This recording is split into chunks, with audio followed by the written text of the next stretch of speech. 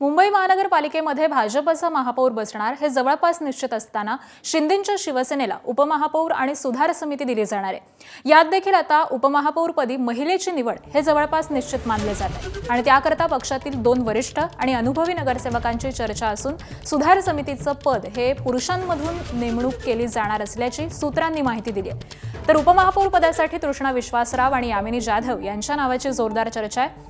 2014ला तृष्णा विश्वासराव या सभागृह नेत्या होत्या, तर त्याच वेळी महापौर पद हे अनुसूचित जाती जमातीसाठी आरक्षित असताना त्यावेळी महापौर पदासाठी यामिनी जाधव यांचंही नाव चर्चेत होतं। मात्र त्यावेळी स्नेहल आंबेकर यांची निवड झाल्यामुळे यामिनी जाधव यांना महापौर पदानं हुलकावणी दिलेली होती।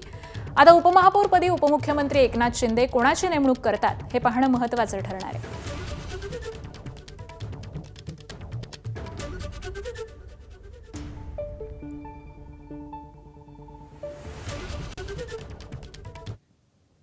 तर मुंबईमध्ये ठाकरेंची शिवसेना महापौर आणि उपमहापौर पदासाठी उमेदवार देणार असल्याची शक्यता ही वर्तवली जाते।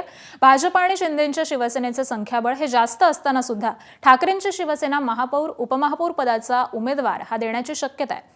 7 फेब्रुवारीला शिवसेना ठाकरे गट महापौर उपमहापौर पदाचा उमेदवारीचा अर्ज भरणार का याकडे आता लक्ष असणार आहे। तर या सगळ्या संदर्भामध्ये गटनेता किशोरी पेडणेकर आणि इतर काही अनुभवी नगरसेवकांना बैठकीसाठी मातोश्रीवरती बोलावलं असल्याची माहिती ही समोर आली आहे। तर संख्याबळ नसलं तरी महापौर उपमहापौर पदाचा अर्ज भरण्याचा ठाकरेंच्या शिवसेनेचा विचार हा सुरू असल्याची माहिती सध्या समोर येते।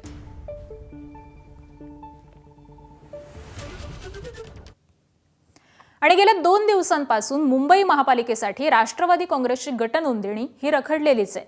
आज राष्ट्रवादीकडून शिवसेनेचा सहयोगी पक्ष म्हणून नोंदणीची शक्यता आहे, तर विविध समित्यांवरती संख्याबळ वाढवण्यासाठी महायुतीकडून ही जुळवाजुळव सुरू आहे। गटनोंदणीनंतर ठाकरेंच्या शिवसेनेला फटका बसत वैधानिक समित्यांमधील संख्याबळ हे 1 न कमी होणार आहे। तर तिन्ही नगरसेवकांकडून वैयक्तिक नोंदणी केली असली तरी अद्यापही गटनोंदणी ही पूर्ण झालेली नाहीये। एबीपी माझा, उघडा डोळे बघा नीट।